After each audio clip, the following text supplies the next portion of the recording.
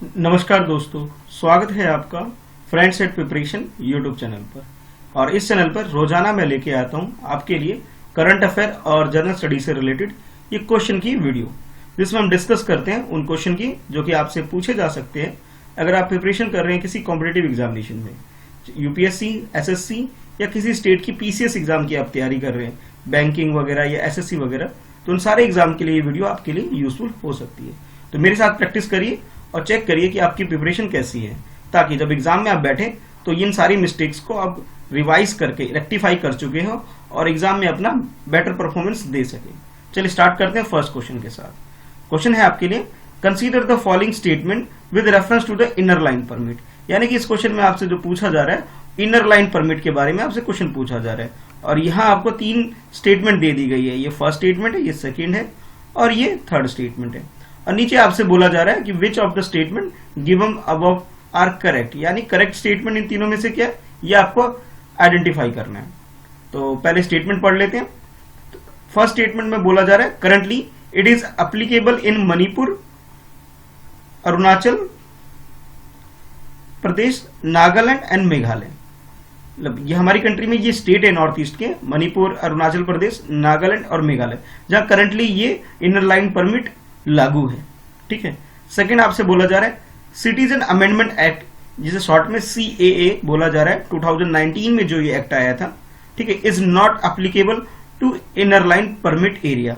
यानी कि citizen amendment act जो अभी रिसेंटली आया है, जिसे अमेंड किया गया है, ये इनर लाइन परमिट वाले स्टेट में एप्लीकेबल नहीं है, सेकेंड स्टेटमेंट के अकॉर्डिंग। थर्ड स्टेटमेंट में बोला जा रहा है, inner line are declared under the Bengal eastern frontier regulation act.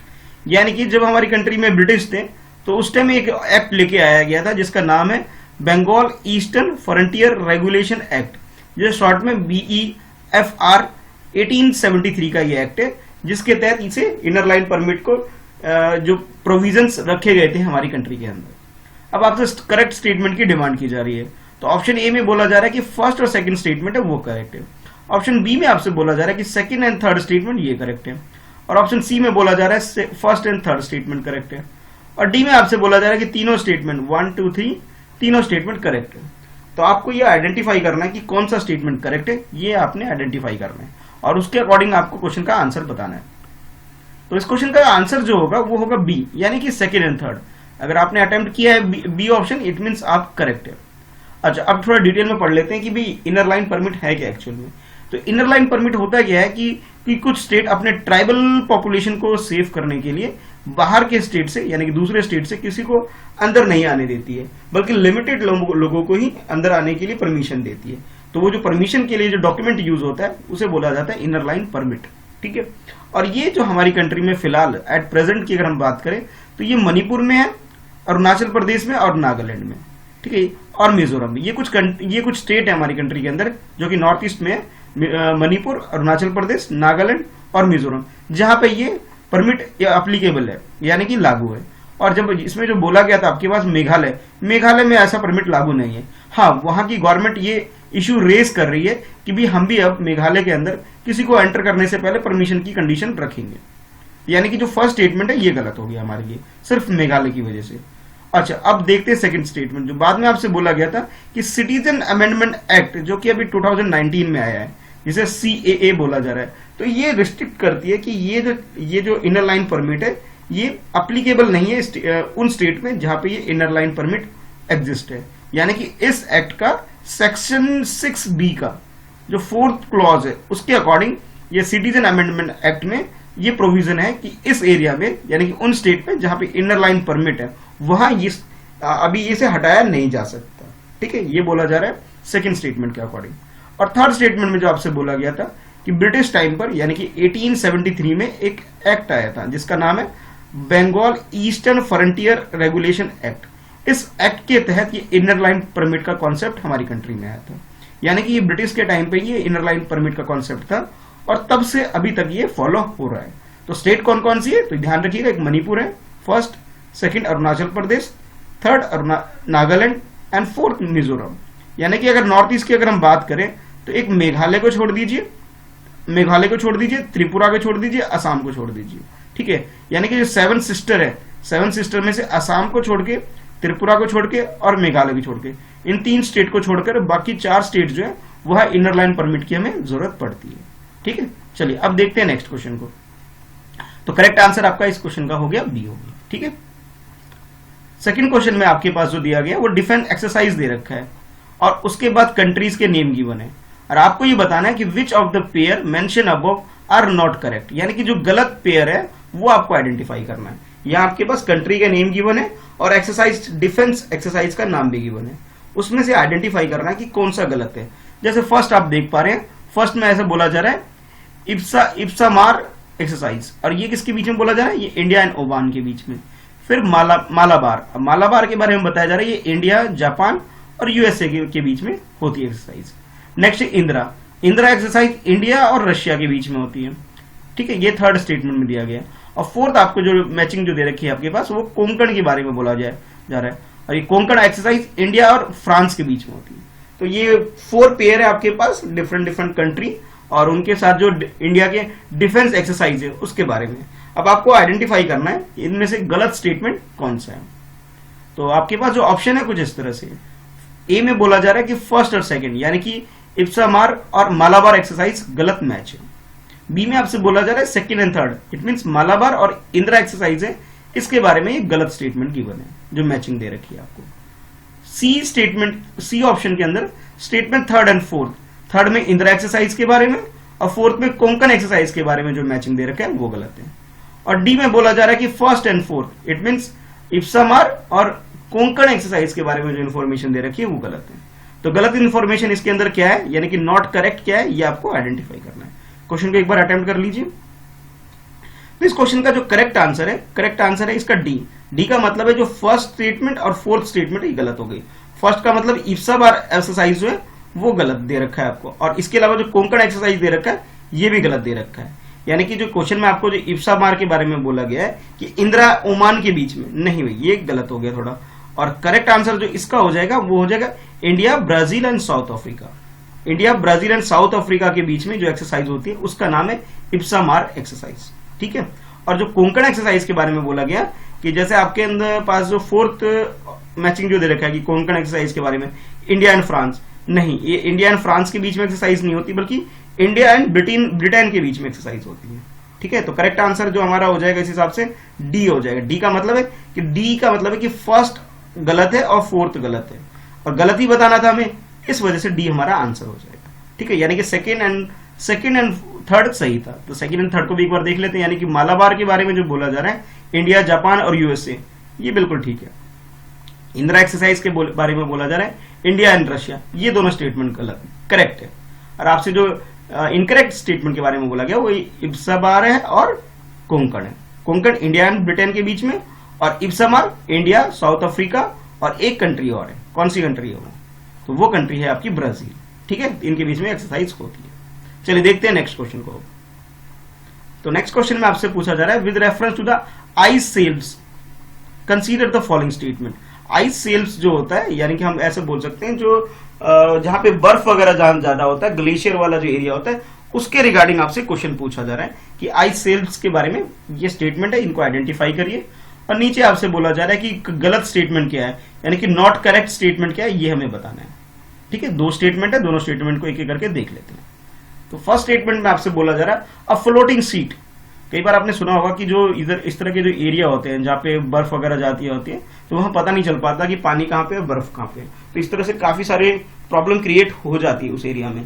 तो उसके बारे में बोला जा रहा है कि जो floating sheet of ice are called ice shelf, यानी कि फ्लोटिंग शीट कोई शीट है जो फ्लोट करती है, यानी कि जो तैरती है, उसके बारे में बोला जा रहा है कि उसे हम आइस सेल को बोलते हैं। It connect glacier to the land marks, यानी कि ग्लेशियर को जो लैंड मासेस से जो कनेक्ट करती है उसे हम बोलते हैं आइस सेल्स। फर्स्ट स्टेटमेंट बोला जा रहा है। सेकंड स्टेटमेंट में आपसे बोला जा रहा है the ice sheet mass balance, ice sheet जो mass balance, sea stratification and bottom water, ये जो चीजें हैं ये for the formation of important parameter for the balancing of glacier. ये ग्लेशियर को बैलेंस करने के लिए कुछ फॉर्मेशन के इंपॉर्टेंट फैक्टर है। क्या क्या है? Mass balance, stratification and bottom water.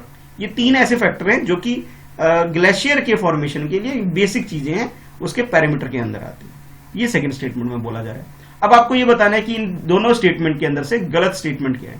Option A के अकॉर्डिंग फर्स्ट स्टेटमेंट गलत है, ऑप्शन बी के अकॉर्डिंग सेकंड स्टेटमेंट गलत है, और ऑप्शन सी के अकॉर्डिंग फर्स्ट एंड सेकंड दोनों स्टेटमेंट गलत है। और डी में बोला जा रहा है कि भी दोनों स्टेटमेंट गलत नहीं है, इट मींस दोनों स्टेटमेंट करेक्ट है। तो आपके अकॉर्डिंग क्या है, क्वेश्चन को एक बार अटेम्प्ट कर लीजिए। तो इस क्वेश्चन का जो करेक्ट आंसर है, करेक्ट आंसर इसका डी है। डी का मतलब है कि दोनों स्टेटमेंट गलत नहीं है। गलत नहीं है का मतलब है दोनों ही स्टेटमेंट बिल्कुल करेक्ट है।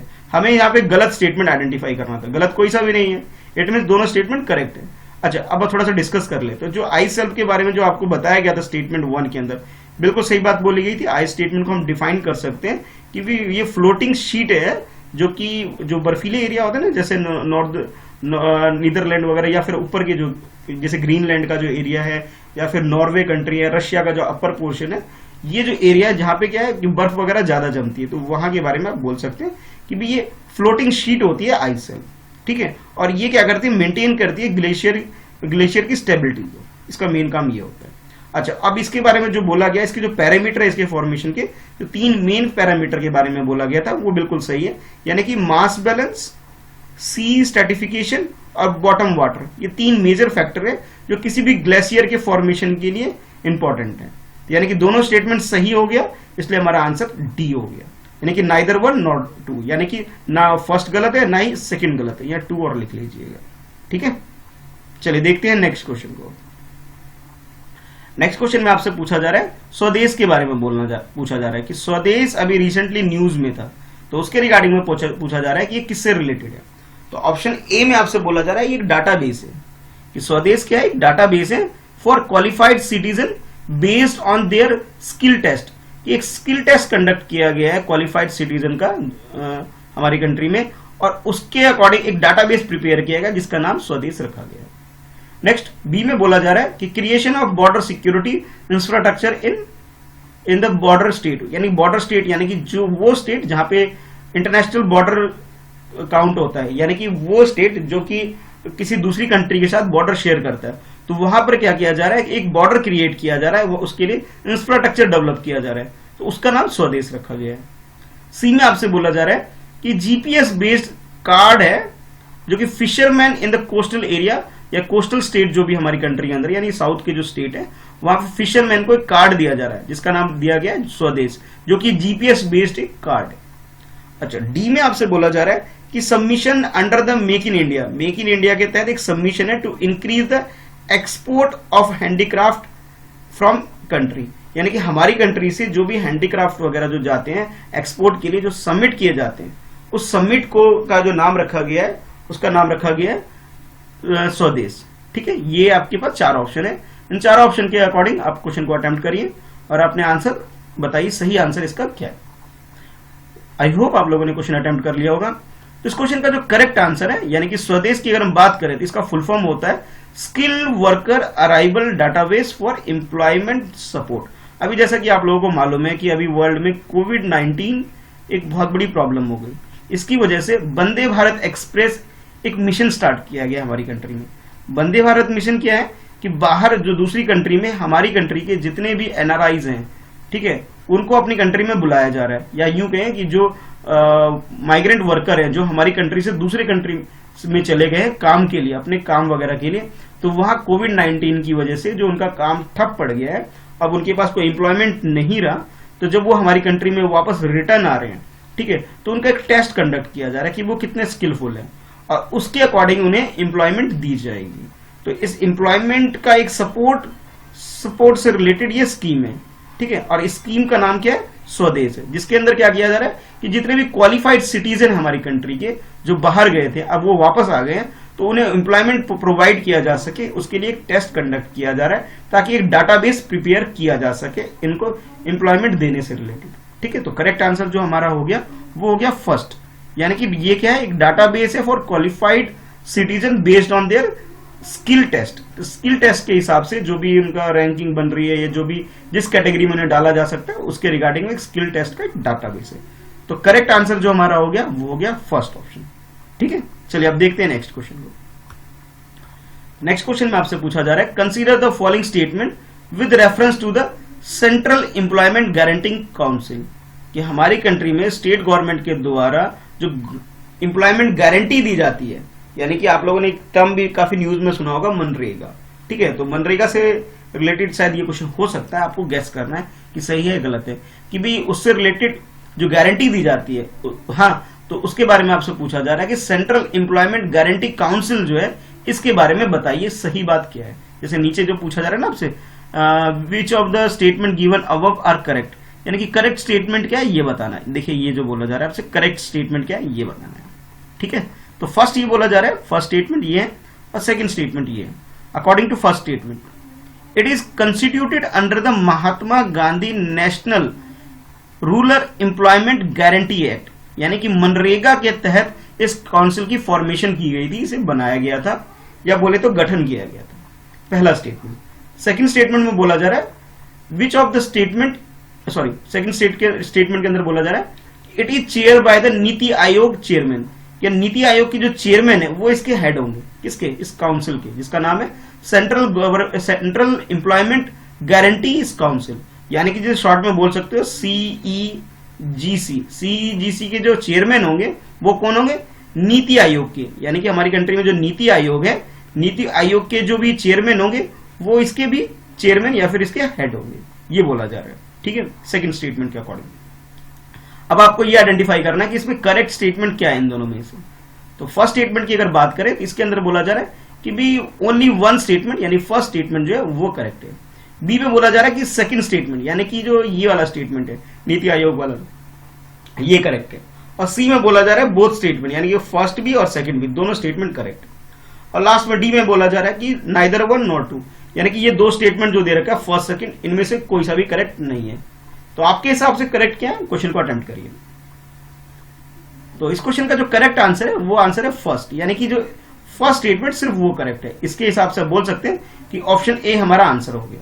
यानी कि जो ये काउंसिल है ये किसके अंदर, ये जो हमारी कंट्री में Mahatma Gandhi national rural employment guarantee act है उसके तहत इस सेंट्रल एम्प्लॉयमेंट गारंटी काउंसिल को कंस्टिट्यूट किया गया था, यानी इसका गठन किया गया था। तो ये बात बिल्कुल सही हो गई। और सेकंड जो बोला गया था कि नीति आयोग इसका हेड होगा, नीति आयोग का जो चेयरमैन उसका हेड होगा, ये गलत हो गया। ये नीति आयोग का हेड ना होकर के बल्कि जो मिनिस्टर जो होगा हमारी कंट्री के अंदर रूरल डेवलपमेंट का जो मिनिस्टर है वो इसका होगा, इसका हेड होगा, यानी कि मिनिस्ट्री ऑफ रूरल डेवलपमेंट जो है वो इस काउंसिल का हेड होगा। ठीक है, यानी कि ये इसका चेयरमैन होगा। तो करेक्ट आंसर हमारा ए हो गया। सेकंड क्योंकि गलत हो गया, फर्स्ट सही है, इस हिसाब से बोल सकते हो कि ए, यानी कि फर्स्ट स्टेटमेंट करेक्ट है, यानी कि ए ऑप्शन हमारा करेक्ट आंसर हो गया। ठीक है, तो अब आप बताइए कि आपके कितना स्कोर, आपने कितने क्वेश्चन का आंसर सही किया है या आपका कितना स्कोर है, तो वो मुझे बताइए इसके अंदर। ठीक है, तो जो भी आपका स्कोर है तो आप स्कोर को कमेंट बॉक्स में जरूर लिखिएगा। ठीक है, और आज के लिए क्वेश्चन आपका ये है कि ये जो टर्म है महात्मा गांधी नेशनल रूरल गारंटी योजना जो भी है, इसके बारे में आपको बताना है कि भाई इसकी फॉर्मेशन, यानी कि इसको स्टैब्लिश्ड हमारी कंट्री में कब किया गया था, यानी कि डेट ऑफ कमेंसमेंट की बात की जा रही है वो कब किया गया। और जैसे अब आपको ये भी बताना है कि किस मिनिस्ट्री के अंदर आती है, और करंट में इसका मिनिस्ट्री तो आप समझ गए होंगे क्वेश्चन से ही, हाँ, कौन करंट में इसके कौन मिनिस्टर है। अच्छा, और किसने इसको लॉन्च किया था। ठीक है, लॉन्च किसने किया था, इसके मिनिस्टर कौन है, और डेट ऑफ कमेंसमेंट, यानी कि किस डेट से ये एप्लीकेबल हो गया था हमारी कंट्री में, ये भी बताना है। ये छोटे छोटे क्वेश्चन है जिसका आंसर आपने करना है। ठीक है, तो चलिए मिलते हैं फिर नेक्स्ट वीडियो में। आज के लिए इस वीडियो में इतना ही है। चैनल में पहली बार वीडियो देख रहे हैं तो चैनल सब्सक्राइब कर लीजिए ताकि आपको नेक्स्ट वीडियो की नोटिफिकेशन मिल सके। ठीक है, वीडियो को लाइक जरूर करिए और अपने फ्रेंड्स में शेयर करिए ताकि मैं इस वीडियो के माध्यम से ज्यादा स्टूडेंट तक पहुंच सकूं। ठीक है, चलिए मिलते हैं फिर नेक्स्ट वीडियो में। आज के लिए इस वीडियो में इतना ही है।